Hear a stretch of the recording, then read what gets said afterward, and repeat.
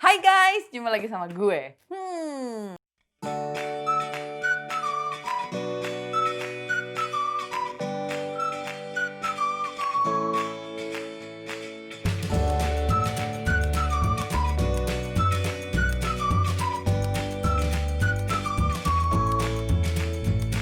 Hari ini gue udah ditemenin sama si kecil ini. Namanya adalah, siapa namanya?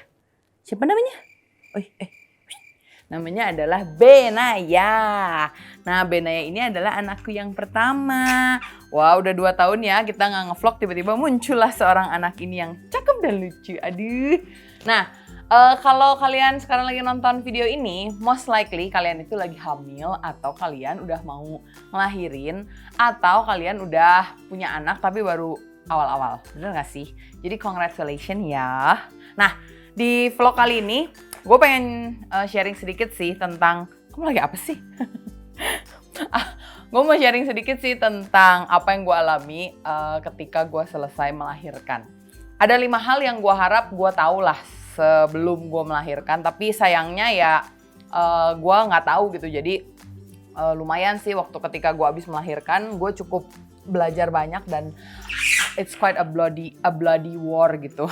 Nah, Benaya ini udah 9 bulan. Jadi kejadian ini sebetulnya gue alami 9 bulan yang lalu ya. Jadi mungkin ini bisa jadi masukan dan tips buat kalian yang sedang mempersiapkan kelahiran anak kalian, atau yang sedang baru-baru ngelahirin gitu ya. Yang pertama, yang gue harap gue tahu sebelum gue melahirkan adalah bahwa air susu ibu tidak keluar begitu saja. Jadi gue pikir air susu ibu alias ASI itu yang adalah makanan yang terbaik buat anak, gue kira akan mengalir begitu saja ketika si anaknya keluar. Ternyata gue baru tahu air susu gue itu nggak keluar. Oke, soal proses melahirkannya sendiri sih gue nggak bisa cerita banyak karena gue itu sesar ya. Jadi dia itu jantungnya itu drop banget, jadi harus terpaksa di sesar ya. Jadi terpaksa dia harus sesar. Jadi gue nggak bisa ceritain gimana push gitu, gue nggak ada lah ya push-pushan begitu ya. Yang gue ada adalah gue tiba-tiba harus operasi langsung emergency C-section dan langsung keluar gitu. Nah, ternyata orang bilang mau sesar mau melahirkan normal itu tuh sebetulnya nggak mempengaruhi tingkat air susu, asal ketika lu udah disesar, lu tuh langsung pompa gitu ya. Jadi buat kalian yang nggak ngerti pompa tuh apa dan nggak punya pompa, maybe you better cari deh pompa. Dan bahkan katanya sebelum itu tuh mulai dari minggu yang ke-37 tuh katanya ada suster-suster gitu yang bisa bantulah pijit breast massage gitu biar air susu ibunya tuh keluar gitu. Nah, gua tuh nggak tahu sama sekali. Jadi kasihan banget waktu dia pertama kali ke rumah hari yang keempat, dia itu gua tetein tapi sayangnya nggak ada air susunya, jadi kamu nangis seharian, aduh kasihan banget. Terus pagi-pagi dia itu datang kan suster ke rumah ya, tiba-tiba dia itu diketahui bahwa dia itu kuning guys. Karena itulah gue harap sih gue tahu bahwa air susu ibu itu tidak langsung keluar secara langsung, tapi ada proses-proses yang harus dilalui gitu.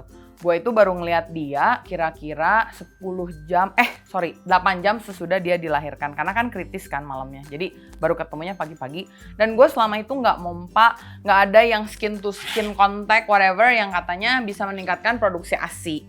Gue nggak ada sama sekali dan gue nggak tahu. I wish I knew.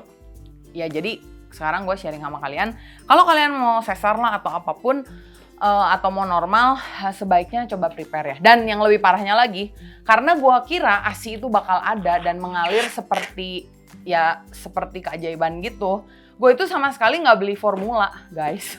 Dan gue itu nggak beli botol susu, karena gue bilang pokoknya gue mau ngasih ASI, jadi gue nggak perlu botol susu. Dan mami gue ngotot gitu, ya udah nggak apa-apa lah, beli aja 1 gitu botol susu. Jadi waktu posisinya dia itu nggak dapet ASI ya, gue juga bingung karena gue nggak punya formula, jadi dia mau minum apa? Aduh, ini ada dedinya sebelah situ, jadi ya pokoknya intinya agak kasihan gitu lah ya dia malam-malam. Itu hal yang pertama. Hal yang kedua, gue berharap gue tahu bahwa sebelum gue punya anak, insting ibu itu tidak keluar dengan sendirinya. Gue pikir tuh waktu gue akan punya anak, lahir pertama kali, gue tuh langsung bisa jadi keibuan dan gue tahu gitu dia tuh kenapa nangisnya, kenapa, terus dia harus diapain. Boro-boro pertama kali pulang ke rumah, Gua nggak tahu kayak ganti diaper gimana, ganti popok gimana, terus harus pakai apa dulu, terus bahannya yang mana aja, pakai pampersnya seperti apa. Pokoknya gue bener-bener blank sama sekali ya. Mandiin kayak gimana, ngebersihin tali ari yang belum lepas itu gimana, gue bener-bener nggak tahu sama sekali. Gue pikir insting itu tuh akan keluar dengan sendirinya. Jadi gue pikir begitu anaknya oe-oe, gue langsung kayak oh ya gue tahu nih ini harus diinin, harus diinin. Ternyata enggak guys. Jadi tipsnya adalah banyak kok kelas-kelas ibu hamil tuh yang lo bisa ikutin. Kelas mencuci anak, memandikan anak, kelas mengganti diaper, kelas membersihkan udel anak ya. Pokoknya banyak banget kelas-kelas yang kayak gitu dan lo bisa ikutin. Selain itu lo juga bisa tanyain sama saudara-saudara mungkin yang punya anak ya. Gue sama suami gue dua-duanya tuh nggak tahu bagaimana cara menenangkan si bayi ini ketika dia menangis ya. Ya tapi untungnya kita dapat help dan akhirnya kita bisa melewati masa-masa itu. Hal yang ketiga yang gue harapkan gue tahu gitu sebelum gue melahirkan adalah tamu-tamu yang datang, mereka datang tidak dengan sendiri ya. Tapi mereka bawa kado lah of course. Tetapi lebih daripada kado, mereka itu bawa opini-opini mereka sendiri. Oh my god, itu yang membuat gue benar-benar overwhelmed dan gue kayak bingung banget.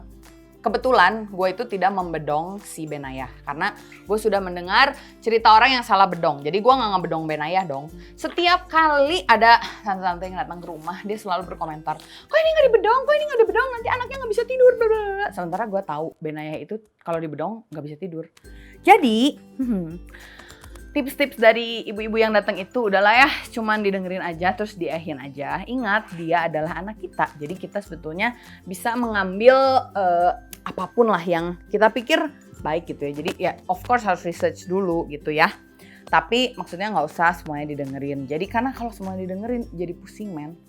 Udah gitu yang keempat, gua harap gua tahu bahwa kebahagiaan punya anak tidak datang sendirian. Tetapi didatangi juga dengan yang namanya baby blues. Baby blues itu apa? Baby blues itu kayak, kan kita waktu ngelahirin tuh kayak hormonnya kayak bermain banget gitu ya. Ketika hormonnya bermain tuh kayak ada perasaan sedih yang berlebihan gitu. Jadi gue tuh selama 3 bulan, 2 bulan apa 3 bulan ya? 2 bulan kayaknya. Gue tuh nangis setiap malam, bayangin coba. Gue merasa gue ibu yang gagal lah, gue merasa anak gue begini. Wah kayaknya semua tuh kayak dibuat jadi ketakutan. Padahal sebenarnya dia fine-fine aja. Dan Tuhan tuh sebetulnya menciptakan seorang bayi itu dengan durability yang quite okay gitu. Jadi dia bisa beradaptasi dengan cukup baik gitu. Meskipun ibunya ya kayak begini gitu ya. Jadi harus dihati-hatiin banget sih soal baby blues itu. Gue pikir baby blues tuh nggak ada tau. Gue pikir kayak itu mah perasaan ibu-ibu doang. Kamu lapar ya? Ibu-ibu doang gitu. Tapi ternyata baby blues is real. Cara menghadapi baby blues apa? Sebelum ngelahirin, mendingan lu ngobrol sama suami dan bilang bahwa nanti ketika sesudah ngelahirin, hormon lu tuh bakal naik turun dan lu akan bener-bener meminta dukungan dari suami lu untuk mendengarkan lu dan untuk memberikan kebahagiaan kepada lu gitu ya. Jadi hati-hati untuk itu ya. Baby blues is one of the thing yang lu harus take note banget, harus hati-hati. Dan yang terakhir yang gua harap gua tahu sebelum gue melahirkan adalah, dan punya anak ini awal-awal bulan gitu ya. Semua ini adalah sesuatu yang akan berlalu lah ya. Opini orang yang bilang, oh iya lo kok lu gendut banget sih sekarang or whatever gitu. Semua akan berlalu men. Masalah bedong semua akan berlalu. Masalah apa lagi? Gak bisa mopokin semua akan berlalu. Dan gak kerasa banget, ini tuh kayak cepet banget sih Benayah udah segini lagi. Gue bener-bener ambil video waktu dia gak bisa ngerangkak, waktu dia gak bisa jalan. Sampai sekarang dia tuh sebenarnya kecepatan buat anak umur segini sih. Dia tuh udah mulai bisa ngerangkak tuh umur 6 bulan. Terus dia udah mulai bisa berdiri dan sekarang hampir 9 bulan ya, 8 bulan 2 minggu lah. Dia itu udah ngerayap-ngerayap seperti ini. Jadi harus hati-hati sekali ya. Mungkin masih banyak sih hal-hal yang gue bisa sharing, tapi mungkin gue akan sharing di vlog selanjutnya seperti produk apa yang gue benar-benar rekomen untuk kita punya waktu kita ngelahirin, sayang, dan yang lain-lain. Tapi karena ini anak kayaknya sudah tidak bisa lagi berada di sekitaran sini, tolong. Oke, back here. Jadi kita, karena sekarang sudah hampir selesai, kita mau mengucapkan terima kasih buat yang nonton. Jangan lupa di subscribe ya. Terus leave juga komen kira-kira kamu mau nanyain apa nih sebagai ibu-ibu baru gitu ya. We are in this together. Mau lu ngasih ASI, mau lu formula, mau lu pumping, mau lu enggak, mau lu ngebedongin anak, mau lu enggak, mau lu ketika dia MPASI mau makan fortified cereal, makanan terfortifikasi, atau mau makanan dapur, atau anak lu gampang makan, anak lu nggak gampang makan, you're doing great, mom. It will be over, okay? Jadi nggak usah ngebandingin anak kita dengan anak orang, approach kita dengan approach orang. Lu mau kerja atau lu diem di rumah, you are the same, you are beautiful, mama. Jadi ya, sekali lagi, thank you for watching, and then kita akan ketemu lagi next time, okay? Say bye-bye Naya. Bye-bye semua. Bye-bye. Mana mata genit ya? Mana mata genit? Aku udah lapar. Bye-bye. Semuanya dibawa santai aja ya guys. Dah.